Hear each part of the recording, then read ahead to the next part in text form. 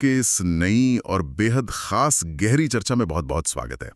आज ना हम एक बहुत ही बुनियादी एक ऐसे सवाल से शुरुआत करने वाले हैं जो सुनने में तो बहुत सीधा लगता है लेकिन असल में बहुत गहरा है। हाँ, और वो सवाल समय से जुड़ा है ना? एकदम सही। बात यह है कि इस दुनिया में हर इंसान के पास दिन में ठीक 24 घंटे ही होते हैं।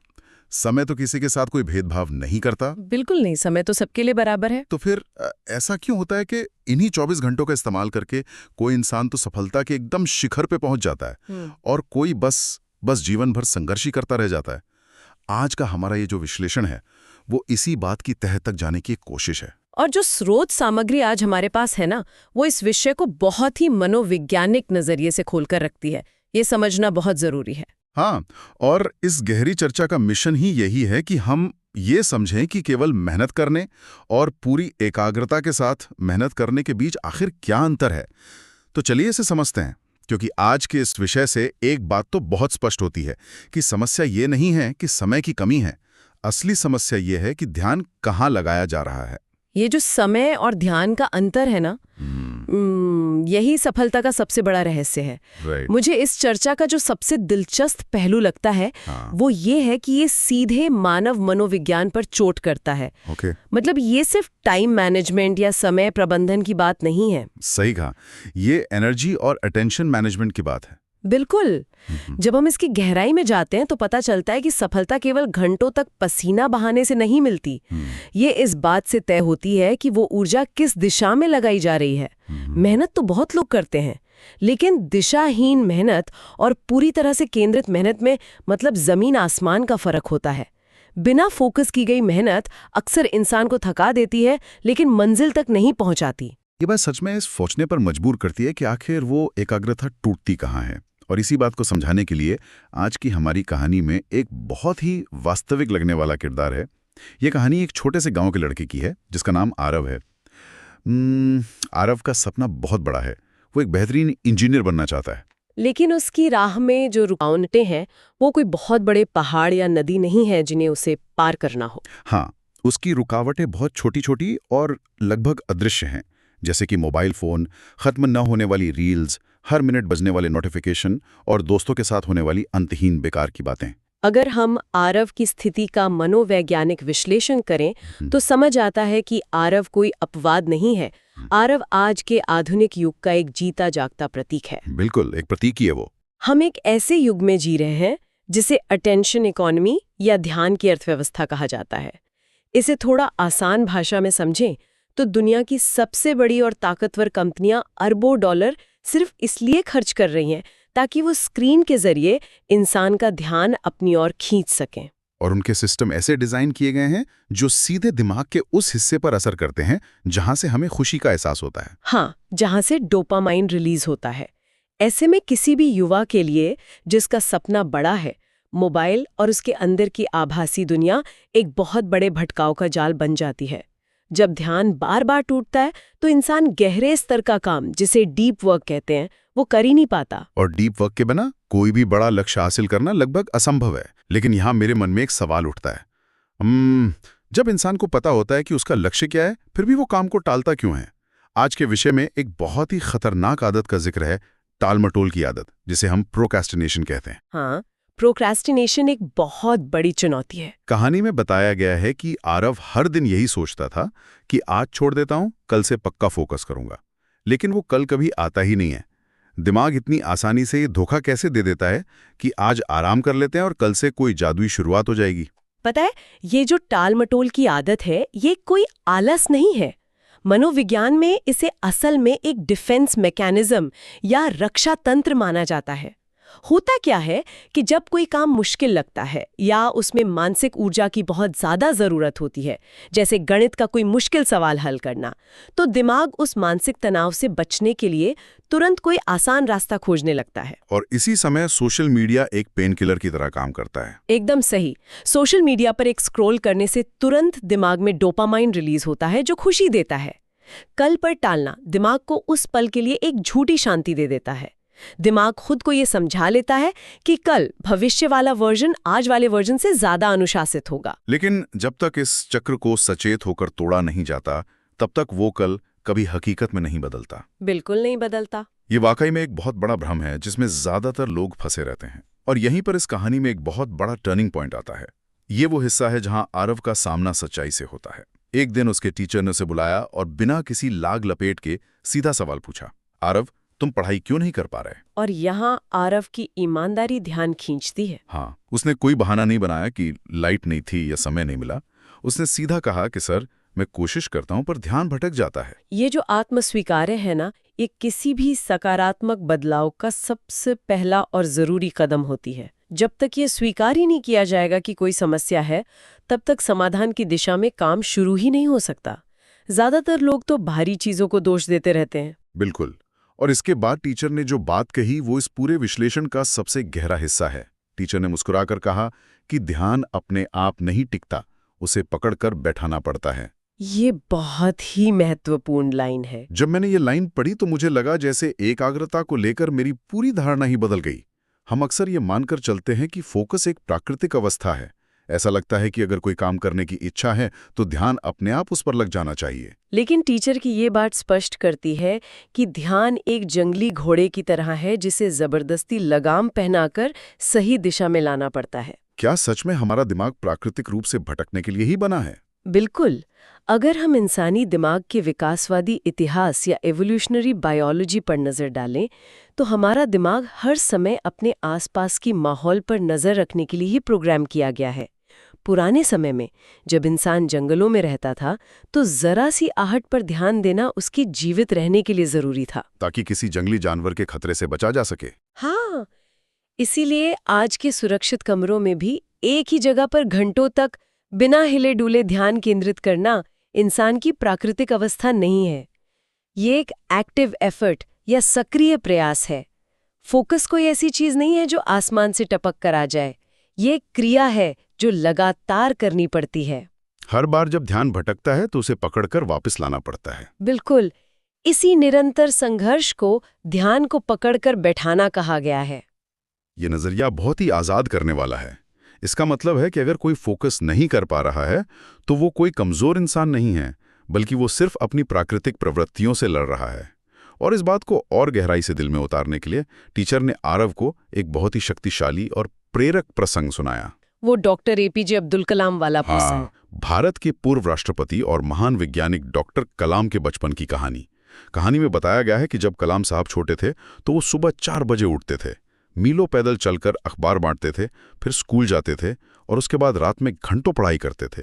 कलाम साहब का जीवन अपने आप में एक ऐसा जीवित उदाहरण है जो साबित करता है कि कठिन से कठिन परिस्थितियां भी किसी के इरादों को नहीं तोड़ सकती। लेकिन इस प्रसंग में जो बात सबसे ज्यादा विचारणीय है वो उनकी अथाह मेहनत का कारण है। जब कोई बच्चा इतनी छोटी उम्र में इतना कठोर संघर्ष करता है तो आसपास के लोग हैरान होकर पूछते ही हैं कि आखिर इतनी मेहनत क्यों? ऐसी कौन सी चीज है जो उसे रुकने नहीं दे रही है? और उसी सवाल का कलाम साहब ने जो जवाब दिया वो सच में रोंगटे खड़े कर देने वाला है। हाँ, जब किसी ने उनसे पूछा कि इतनी मेहनत क्यों करते हो तो उनका जवाब था, क्योंकि मेरा सपना सोने से बड़ा है। ये सिर्फ एक वाक्य नहीं है, ये अपने आप में मनोविज्ञान की एक पूरी किताब के बराबर है। ये सीधे उस चीज पर प्रहार करता है जिसे हम आंतरिक प्रेरणा या इंट्रिंसिक मोटिवेशन कहते हैं। वो कैसे? यहाँ जो सबसे दिलचस्प मनोवैज्ञानिक तथ्य है वो ये है कि इच्छा शक्ति यानी विल पावर एक सीमित संसाधन है। ये एक बैटरी की तरह है जो दिन भर के काम और तनाव से खत्म हो जाती है। जब इंसान का लक्ष्य उसके आराम से, उसकी नींद से या उसके मोबाइल के क्षणिक सुखों से बड़ा हो जाता है, तभी असली और न टूटने वाला फोकस जन्म लेता है। और यहीं पर आरव को वो आत्ममंथन करने का मौका मिला जिसने उसकी पूरी सोच बदल दी। टीचर ने आरव से पूछा था कि तुम्हारा सपना कितना बड़ा है? और उस सवाल के बाद आरव पूरी तरह से चुप हो गया था। उसे अचानक ये समझ आ गया कि उसकी असली समस्या क्या थी। समस्या उसका मोबाइल फोन नहीं था, समस्या वो वायरल वीडियो या नोटिफिकेशन नहीं थे।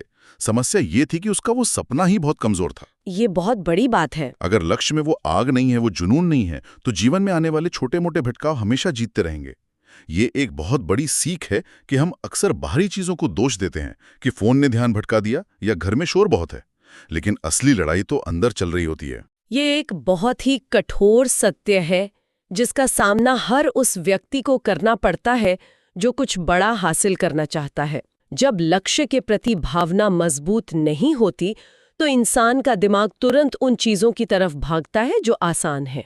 अगर इंजीनियर बनने का सपना सिर्फ एक खोखला विचार था और उसमें कोई भावनात्मक ऊर्जा नहीं थी, तो वो एक चमचमाती स्क्रीन के सामने टिक ही नहीं सकता था। बिल्कुल नहीं टिक सकता था। लेकिन इस सच्चाई का एक बहुत ही सकारात्मक पहलू भी है। जैसे ही ये एहसास होता है कि सपना कमजोर पड़ रहा है, इंसान के पास उसे मजबूत करने का, उस आंख को दोबारा सुलगाने का विकल्प खुल जाता है। और आरव ने सिर्फ सोचा नहीं, उसने यही किया। बिल्कुल, प्रेरणा सिर्फ महसूस करने के लिए नहीं होती, वो कदम उठाने के लिए होती है। आरव ने अपनी आदतों को बदलने के लिए कुछ बहुत ही स्पष्ट और सख्त नियम बनाए। आज के इस लेख में उन नियमों को बहुत अच्छी तरह से समझाया गया है, जिन्हें हम बदलाव के 4 नियम कह सकते हैं। हाँ, वो नियम बहुत ही व्यावहारिक हैं। पहला नियम था पढ़ाई के समय मोबाइल पूरी तरह से बंद। सिर्फ साइलेंट या उल्टा करके रखना नहीं, बल्कि पूरी तरह से स्विच ऑफ करके दूसरे कमरे में रख देना। दूसरा नियम 50 मिनट की पूरी एकाग्रता के साथ पढ़ाई और उसके बाद 10 मिनट का ब्रेक। और तीसरा सबसे महत्वपूर्ण नियम, रोज सुबह उठकर अपना लक्ष्य एक कागज पर लिखना। अगर हम इन नियमों का मनोवैज्ञानिक विश्लेषण करें ना, तो ये साधारण नियम नहीं है, ये सफलता के बहुत ही मजबूत स्तंभ है। पहला नियम, फोन को पूरी तरह से बंद करना, असल में एनवायरमेंटल डिजाइन यानी वातावरण को बदलने का सिद्धांत है। सिर्फ इच्छा शक्ति के भरोसे रहना काफी नहीं है। बिल्कुल नहीं। अगर सामने फोन रखा है तो दिमाग का एक हिस्सा लगातार उसे न उठाने की कोशिश में अपनी ऊर्जा खर्च करता रहेगा। फोन बंद करके दूर रखने से वो भटकाव जड़ से खत्म हो जाता है। दूसरा नियम, जो 50 मिनट काम और 10 मिनट आराम का है, ये पोमोडोरो तकनीक का एक उन्नत रूप है। और ये तकनीक इतनी कारगर क्यों है? क्योंकि ये दिमाग के कॉग्निटिव लोड यानी मानसिक बोझ को संभालती है। लगातार 4 घंटे पढ़ने से दिमाग थक जाता है और जानकारी को स्टोर नहीं कर पाता। 10 मिनट का ब्रेक दिमाग को सीखी हुई चीजों को व्यवस्थित करने का समय देता है। ये बहुत ही तार्किक लगता है। और जो रोज सुबह उठकर अपना लक्ष्य कागज पर लिखने वाला नियम है, मुझे लगता है वो सबसे शक्तिशाली है। ये उस कमजोर सपने को रोज सुबह खाद पानी देने जैसा है, ताकि वो मजबूत हो सके। रोज सुबह खुद को ये याद दिलाना कि आज की मेहनत किस बड़ी मंजिल के लिए की जा रही है। हाँ, ये मानसिक प्रोग्रामिंग का हिस्सा है। लेकिन इस पूरी प्रक्रिया में एक बहुत बड़ी चुनौती भी थी। पहले और दूसरे दिन ये सब करना बहुत मुश्किल लगा। मन किया कि सब छोड़ दिया जाए। दिमाग ने पुरानी आदतों की तरफ वापस जाने के लिए बहुत बगावत की। लेकिन आरव टिका रहा और 15 दिन बाद फर्क साफ दिखने लगा। ये 15 दिन का समय इतना महत्वपूर्ण क्यों होता है? ये जो शुरुआती 15 से 21 दिन का समय होता है, वो किसी भी नई आदत को बनाने या पुरानी को तोड़ने के लिए बहुत क्रिटिकल होता है। इसे न्यूरल पाथवे या दिमागी रास्तों के जरिए समझा जा सकता है। इसे ऐसे समझे जैसे घने जंगल में एक नया रास्ता बनाना। पहली बार वहां से गुजरना बहुत मुश्किल होता होगा। बहुत मुश्किल और दर्दनाक होता है। यही वो शुरुआती संघर्ष है जब इंसान अपनी पुरानी आदतों से लड़ रहा होता है। लेकिन जब कोई लगातार 15 दिन तक रोज उसी रास्ते से गुजरता है, तो झाड़ियां हट जाती हैं और एक साफ पगडंडी बन जाती है। फिर उस पर चलना आसान और प्राकृतिक लगने लगता है। और सबसे बड़ी बात यह है कि इस पूरी प्रक्रिया में सिर्फ आदतें नहीं बदलती, इंसान का नजरिया, उसका आत्मविश्वास और उसकी पूरी पहचान ही बदल जाती है। बिल्कुल बदल जाती है। और ये बदली हुई पहचान बाहर भी झलकने लगती है। कहानी में एक बहुत ही खूबसूरत पल आता है जब आरव के दोस्तों ने ये भारी बदलाव देखा। उन्होंने हैरान होकर पूछा, भाई तू अचानक इतना सीरियस क्यों हो गया है? और इस बार आरव का जवाब डॉक्टर कलाम साहब की उस सोच से पूरी तरह प्रेरित था। उसने क्या जवाब दिया? वो मुस्कुराया और बोला, क्योंकि अब मेरा सपना मुझसे बड़ा है। शुरुआत में सपना सिर्फ एक इच्छा थी, लेकिन अब वो सपना उसके अपने आराम, उसके आलस और उसके पहचान से भी बड़ा हो गया था। यहाँ ये मुझसे बड़ा है का अर्थ समझना किसी भी सफलता चाहने वाले के लिए बहुत जरूरी है।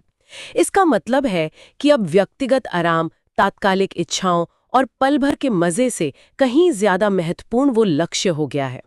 जब कोई इस मानसिक अवस्था में पहुंच जाता है जहां उसका लक्ष्य उसकी अपनी इच्छाओं से ऊपर हो जाए, तो बाहरी भटकाव उस पर असर करना बंद कर देते हैं। और यही वो बिंदु है जहां हमें फोकस या एकाग्रता की असली और सबसे सटीक परिभाषा समझ में आती है। ये एक बहुत ही अहम बिंदु है, क्योंकि अक्सर लोगों के मन में एकाग्रता को लेकर एक बहुत बड़ी गलतफहमी होती है। हाँ, लोगों को लगता है कि फोकस का मतलब ये है कि जीवन में कोई डिस्ट्रैक्शन या भटकाव भी नहीं होगा। मानो इंसान किसी पहाड़ की गुफा में बैठ गया हो, जहां कोई शोर नहीं है, कोई फोन नहीं है और कोई उसे बुलाने वाला नहीं है।